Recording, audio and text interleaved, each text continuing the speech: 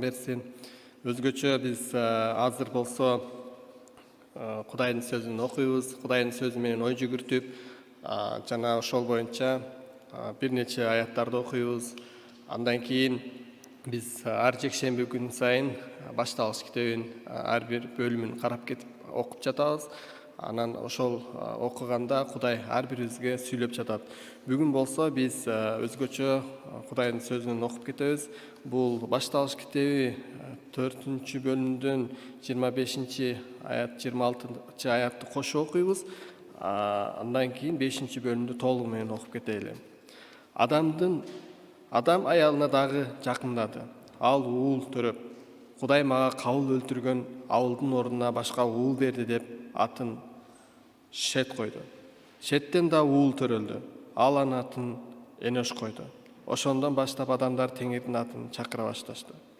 Адамдын санжырасы мындай: Кудай адамды жаратканда аны Кудайга окшоштуруп жаратты.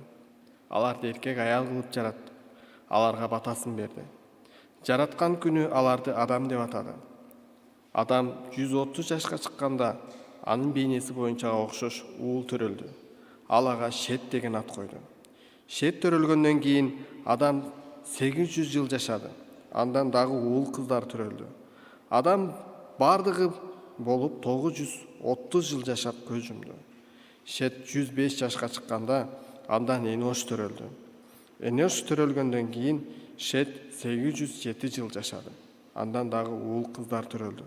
Шет бардыгы болуп 912 жыл жашап көз жумду. Энош 90 жашка чыкканда андан Кейнан төрөлдү. Кейнан төрөлгөндөн кийин Энош 815 жыл жашады. Андан дагы уул кыздар төрөлдү.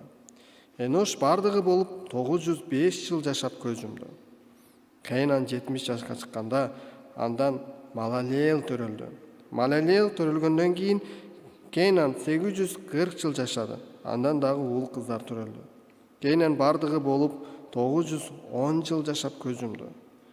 Малалел 65 жашка чыкканда андан Жарет төрөлдү.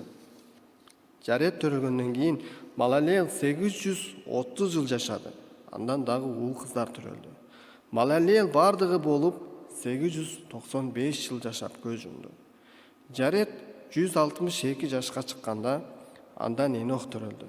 Энох төрөлгөндөн кийин Жарет 800 жыл жашады. Андан дагы уул кыздар төрөлдү. Жарет бардыгы болуп 962 жыл жашап көз жумду. Энох 65 жашка чыкканда андан Матушал төрөлдү. Матушал төрөлгөндөн кийин Энох Кудай алдында 300 жыл жашады. Андан дагы уул кыздар төрөлдү. Энох бардыгы болуп 365 жыл жашады. Энох Кудай алдында түз жүрдү. Анан жок болуп кетти. Анткени аны Кудай алып кетти. Матушал 187 жашка чыкканда андан Лемек төрөлдү. Лемек төрөлгөндөн кийин Матушал 782 жыл жашады. Андан дагы уул кыздар төрөлдү. Матушал бардыгы болуп 969 жыл жашап көз жумду. Лемек 182 жашка чыкканда андан уул төрөлдү. Ал ага Нух деген ат коюп, Теңир каргаган жерди иштетип, эмгектенип жатканыбызда ал бизге сооронуш болсун деди. Нух төрөлгөндөн кийин Лемек 595 жыл жашады. Андан дагы уул кыздар төрөлдү. Лемек бардыгы болуп 770 жыл жашап көз жумду. Нух 500 жашка чыкканда андан Шем, Хам, Жепет төрөлдү. Карасак бир туугандар, биз окуп жаткан сөздөрдө биз санжыраны окуйбуз. Санжырада ойлошубуз мүмкүн, бул эмне себептен ушунчалык аттар эле депчи. Бирок эгерде санжыраны изилдеп жүргөн адамдар менен сүйлөшүп калсак, өздөрүнүн санжырасы менен изилдешип жүргөн адамдар менен сүйлөшүп калсак аябай кызыктуу. Алар болсо өздөрүнүн санжырасын изилдеш үчүн архивтерге барышат, же болбосо чоң шаарларга барып өздөрүнүн санжырасын изилдешет. Эгерде алар менен сүйлөшүп калсаң аябай шыктанып аласың. Эгерде өзүң санжыраңды изилдеп баштасаң, чын эле аябай кызыктуу, себеби дегенде көптөгөн туугандарыңды табасың. Бул аябай кызыктуу. Бирок тилекке каршы биз окуп жаткан санжырада 10 адамдын аты жазылат. Анан бул санжыра мурун дагы бир санжыра жөнүндө окуйбуз. Ал санжыра болсо кабылдын санжырасы болчу. Эки санжыра, эки бөлөк санжыра. Алынын ичиндеги аттар бири-бирине окшогон аттар кездешет, бирок алар эки бөлөк адамдар, туугандар. Ошону силер байкап көрсөңөр болот, ыйык жазуудан. Булар башка-башка адамдар. Биз көрөбүз, бул жерден Кудайдын сөзүнөн айтат да, качан Шет төрөлгөндөн баштап, алар болсо кийин болсо Энош төрөлөт, андан кийин алар Кудайдын ысымын чакыра башташты дейт да. Мындай айтканда, биринчи санжырадан биз байкасак, алар Кудайды чакырышкан эмес. Кабылдын тукуму алар болсо Кудайга кайрылган эмес. Алар өздөрүнүн жашоосу менен жашашкан, алар да күйүшкөн, жерлерди ээлешкен, шаарларды курушкан, музыкалык аспаптар менен алек болушкан, өздөрүнүн күнүмдүк тиричиликтери менен жашашкан. Бирок Кудай аларды өлтүргөн эмес. Аларга жашоо берген, алар жашай беришкен. Бирок экинчи санжырадан биз байкайбыз, бул жерде өлүм деген сөздү окуйбуз. Ушунча жыл жашады, өлдү депчи. Биринчи төрөлдү, жашады, өлдү. Ошол нерсени байкайбыз. Карасак, Кудай адамды өзү негизи төөлүктүү кылып жараткан болчу. Качан адамдын жашоосуна күнөө киргенден баштап, адам ошол күнөөнүн айынан биринчи өлүм болуп, Кабыл Авылды өлтүргөн болчу. Кабыл болсо өзүнүн бир тууганына биринчи жолу кол көтөрүп, адамзатынын жашоосунда биринчи жолу адамдын колунан киши колдоо болуп Авыл өлгөн. Кийинчерээк биз билебиз дагы Кабылдын тукумунан Лемек дагы өлтүргөндүгү тууралуу. Карасак, адамдар бири-бирин өлтүрө башташты. Күнөө адамдын жашоосуна кирди. Бирок Кудай адамдын жашоосун, ошол күнөөкөр жашоосунда көп жашап атканда бири-бирин өлтүрүп, күнөөнүн ушунчалык көбөйгөндүгүн көрүп, биз билебиз 6-бөлүмдө Кудай өзгөчө ошол жашоону кыскартат. Эгерде биз карай турган болсок, адамдар болсо 900 канча жыл жашайт, эң алдыч 969, 900 деп ошол сандагы ушунчалык көп убакыт жашашат. Бирок биз карай турган болсок, кийинчерээк 6-бөлүмдө айтат, адамдын жашы 120 жыл болсун дейт да. Элестетип коеруңуздар, бир туугандар, биз адамдын жашы кыскарып жатканын байкап жатабыз. Эгерде адамдар ошол жерде жашай беришсе, алар бири-бирин өлтүрүшмөк. Анткени адамдын жашоосу ушунчалык күнөөгө толгон болчу, бирок ошол нерсени Кудай билген. Кудай адамдын жашоосун билген, ошол туура эмес экендигин, Кудайдын алдында күнөө кетирип, Кудай менен болгон мамилеси үзүлүп калгандыгын билген. Биз билебиз дагы өзгөчө ошол бул экинчи санжырада биз Шеттин тукумунан баштап Нухка чейинки адамдарды окуйбуз. Нухтун балдары да кошулуп кетет ага. Анан бул жерде өзгөчө биз эмнени байкайбыз, бир туугандар? Бир нерсени байкасак болот. Ошол адамдын тукумунан өзгөчө ошол Шет, Эноштор, алар Кудайга кайрылып башташат.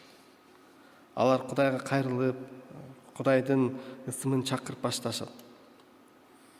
Андан кийин аларда ушунчалык руханий жактан өзгөчө ошол деңгээли Кудайга болгон жакындоо башталгандыктан, алар болсо өзгөчө ошол Кудай аларга жашоосунда батасын берип жаткан. Биз дагы эмнени карап кетсек болот, бир туугандар? Негизгиси, аттар дагы өзгөчө бир маанини берген. Малалей деген атты карай турган болсок, бул Кудайдын даңкы же Кудайга даңк, баталуу Кудай деп аталат экен, бул которулганда. Анан өзгөчө ошол аттар өзгөчө маанини берип турат. Анан ошол малалей төрөлгөн убакта ушунчалык руханий жактан жалындап жаткан мезгил, биринчи сүйүү болуп аткан мезгил болсо керек да. Анткени адамдар ушунчалык Кудайга жакындайт. Бүгүнкү күндө деле жаңы тооба кылган же болбосо Кудайдын ысымы менен ушунчалык бекем жана ушунчалык Кудайга жакын адамдар өздөрүнүн балдарынын аттарын Кудайдын сөзүнөн коюп башташат. Библиялык аттардан коюп башташат. Машаякчылар, айрыкча машаякчылардын жашоосунан байкайбыз, балдарын Ибрайым, Исхак деп ошол библиялык аттардан коюп башташат. Карасак, бул жерде дагы өзгөчө ошол Кудайга ошол жаккандай ат койгон экен, Маланей депчи. Кийинки аяттарда болсо дагы бир нерсени байкайбыз, Жарет деген ат коет. Ошол Жарет койгондо төмөн түшүү дегенди билдирет экен бул атчы. Адамдын тукумундан дагы ушунчалык руханий деңгээли төмөндөй баштайт. Жарет деген ат ошол төмөн түшүү же болбосо ылдыйга түшүү дегенди билдирет экен да. Анан адамдын жашоосунда дагы руханий деңгээли төмөн түшүп баштаган болуш керек. Себеби дегенде биз 6-бөлүмдө окуйбуз, адам Кудайдын балдары адамдын балдары менен үйлөндү депчи. Мындайча айтканда, Кабылдын тукуму менен биригип баштаган учурда алар ушунчалык күнөөгө батышат. Мындайча айтканда, Кабыл менен кыз беришип, Кабылдан кыз алып, биригип баштаган учурлар болгондуктан аларда ушунчалык жыгылууга учурашат. Ошол Жареттин учурунда аябай руханий деңгээл төмөн түшүп кетет. Кийинчерээк биз карайбыз, ушунчалык адамдар көп жашаганы менен 3 нерсеге көңүл бурсак болот. Ошол Кудай өзгөчө батасын берген экен, өзгөчөчү.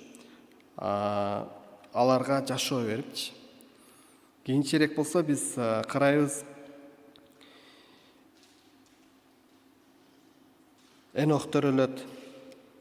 Анан ошол Энохтун убагында аларга болсо Энох насаат айтып баштайт.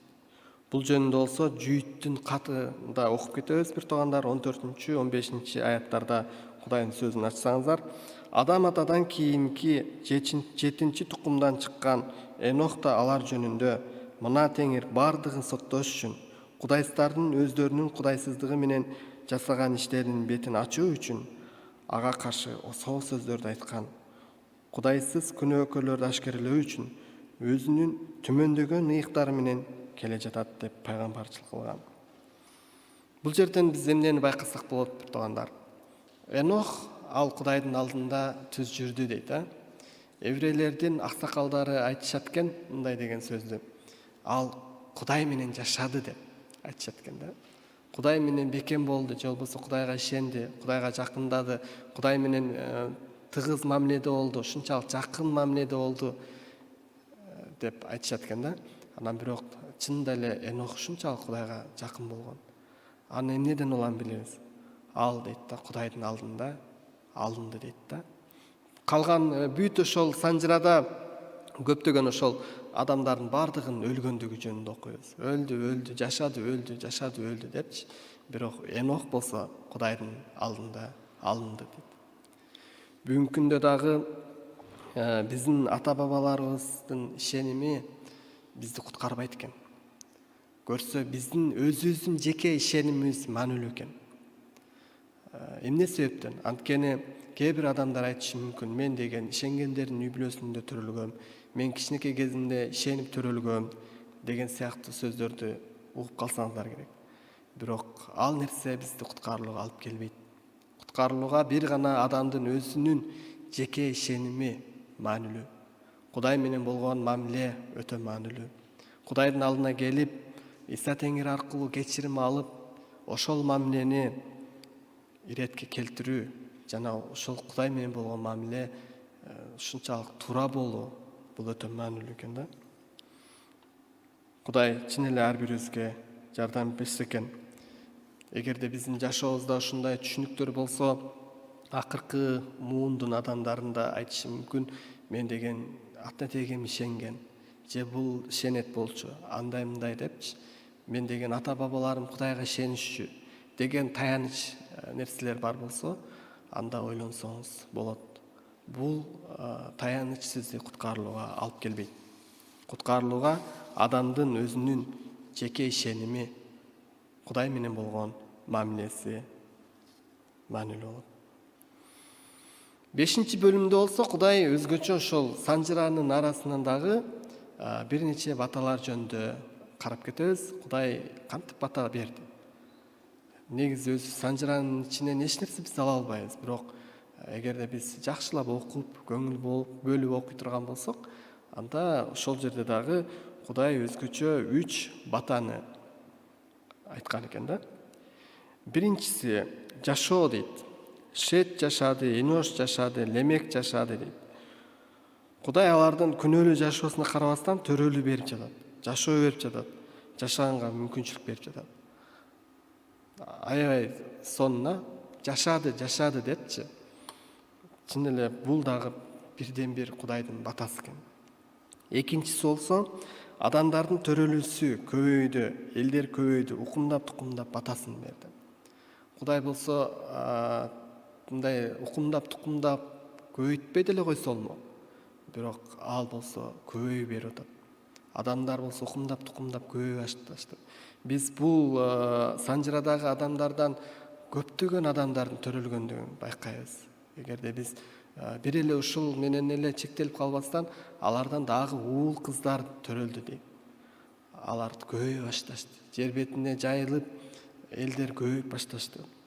Анан үчүнчүсү болсо, алардын көп жыл жашагандагы, бул биз үчүн фантастика болуп калышы мүмкүн. 900 жыл жашады депчи. Анан бул аркылуу дагы биз көрсөк болот, Кудай аларга көп жыл жашаганга мүмкүнчүлүк берген. Анан ошого карабастан Кудай аларга өзгөчө батасын берген. Кудай алардын жашоосунда өзгөчө ушунчалык жашоо берип, аябай көп сандаган убакытта жашашкан. Биз 3 батаны көрүп кеттик, бир туугандар. Эми болсо биз карай турган болсок, Нухтун жашоосунан окуйбуз. Нух деген сөз бул сооронуч же болбосо тынчтык алып келүүчү деп которулат экен өзүнүн сөзүндө, Нух деген сөз. Бирок чындап карап келе турган болсок, Нухтун убагында адамдар сооронуч ала алганбы? Нухтун убагында адамдар болсо Кудайдын сөзүн укпай калган. Алар Кудайдын сөзүнө ишенбей калышкан. Алар болсо Кудайсыз жашап башташкан. Алар болсо тескерисинче Кудайдын каарын кайнатышкан. Анан ошого карабастан, бирок биз кийинки ушул Нухтун 6-бөлүм, андан кийинки бөлүмдөрдө окуп турган болсок, болуп көрбөгөндөй дүйнө жүзү боюнча кыйроо болот. Ал кыйроодо адамдар сооронуч алганбы? Жок, Кудай аларды жазалаган. Бир маалыматтар бар экен, окумуштуулардын маалыматы боюнча, ошо адамдын тукумундагы Нухтун аталары, чоң аталары ошол топон суга кабылган депчи. Бирок аябай өкүнүчтүү. Бүгүнкү күндө деле Кудай адамдарга кайрылып жатат. Бүгүнкү күндө деле Кудай ар бир адамды сүйөт, ар бир адамды күтөт, ар бир адамга жашоо берип жатат. Бүгүнкү күндө деле ар бир адамды Кудай баталап жатат. Мен ишенгендерге кайрылат элем. Бир туугандар, сиз балким күнөөдө жашап жатасыз. Бирок сиздин жашооңузда кандайдыр бир деңгээлде Кудайдын баталары болуп жатат. Күнөөдө жашап жатсаңыз дагы, бирок сиз жашап жатасыз. Сиз тирүүсүз. Өзүңүздү кармап көрсөңүз болот. Мен тирүүмүн депчи. Бирок билип коюңуз. Кудай чыдап жатат. Нухтун убагындагыдай эле, адамдарга чыдагандай эле, бүгүнкү күндө да чыдап жатат. Улуу урматтуу бүгүнкү күндө Кудайдын сөзүн биринчи жолу угуп жаткан адамдарга кайрылат элем. Сиздердин жашооңуздарда да Кудайдын батасы болгон сыяктуу болуп, эч нерсе жазаланбаган сыяктуу болуп жаткандыр. Бирок билип коюңуздар, Кудай көпкө чыдайт.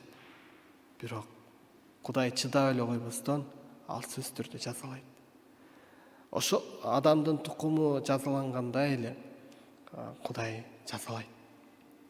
Бирок биз бир нерсени байкасак болот. Биз үчүн үмүт болгон нерсе бул Энох. Энох ал Кудайдын алдында жашады, Кудайдын алдында түз жүрдү. Кудай аны өлтүргөн жок. Кудай аны алып кетти. Биз ыйык жазуудан дагы бир пайгамбарды билебиз. Ильяс пайгамбар дагы Кудай алып кеткен. Көрсө бүгүнкү күндө биз ишенгендерди дагы Кудай алып кете турган учур келет. Биз денелик жактан өлбөй кете турган убактар да келип калат. Биз акыркы убактарда жашап атабыз. Ошол биринчи жолу адамдын тукумунда көтөрүлүү болгондой эле бүгүнкү күндө биз акыркы убактарда Исанын келишин күтүп жатабыз. Мен Кудайдын алдында кандай жашап жатам? Кудайга жаккандай жашап атамбы? Мен Кудайдын алдында түз жүрөмбү? Кудайдын алдында ушунчалык бекем ишенимдеминби? Бул өтө маанилүү. Биз акыркы мезгилдерде жашап жатабыз. Анан Кудай ар бирибизге жардам берсе экен, Кудай өзү бекемдесе экен, биз бир нерсени байкасак болот. Кудай жамандыкты жакшылыкка айландырган Кудай. Кабылдын тукумун эмес, Кудай жаңы нерсени, жакшы нерсени баштады. Бирок адамдын жашоосунда күнөө бар болгондуктан Кудайдын жакшы нерселерин, Кудайдын жакшы ниетин бузган, мындайча айтканда, Кудайга каршы чыккан, Кудайга көтөрүлүш чыгарган ушунчалык адам баласы Кудайсыз жашаганга жөндөмдүү болуп калган. Биринчи күнөө киргенден баштап элечи. Бирок Кудай болсо адамдарды күтөт, Кудай адамдарды сүйөт, ар бир адамдычы. Кудай болсо сиздин жана менин жашоомдо дагы жакшы нерселерди кылганга, жакшы нерселерди жасаганга ушунчалык бата берет дайыма биздин жашообузда.